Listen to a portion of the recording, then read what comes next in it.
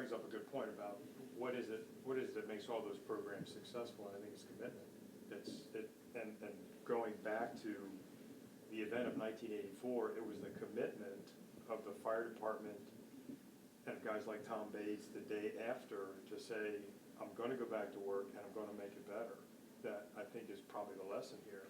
And flashing it forward to the energy systems of today are the hazmat events of the 70s and 80s, because it was those things in the 70s and 80s that had people thinking, well, I can't treat this like a room and contents fire because it's doing something different. The fire looks different, it smells different, the smoke smells different. It's not burning the same way. So we would have these occasions where we would try to do it the same way and it didn't work. But then there were also other events where it didn't work, where we said, okay, well, we're not going to do that again, and we got to make it better. So for the folks today, I mean, just the access to information. You look at the transcript of the 84 event and how much it took to get just the spelling of toluene. How many different iterations of that we're trying to go through the radio, and finally command says to the division or group or sector or wherever we are in this part of the country that says, come to the command post to spell the word, because I can't get it by radio.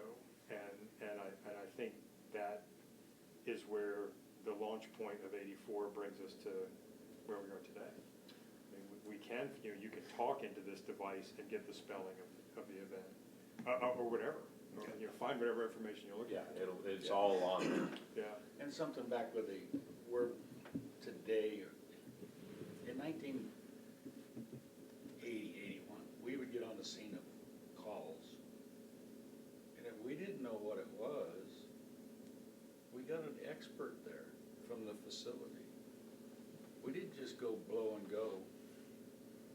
We made sure we researched it. That was one of the, we got hammered for that all the time. Did you research this? And we put this in our procedures. You researched it, three different sources, before you made a decision on what you were going to do.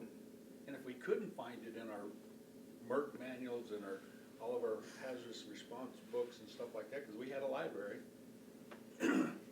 Now it's just this. We would get an expert from the facility to help us out, and or make phone calls.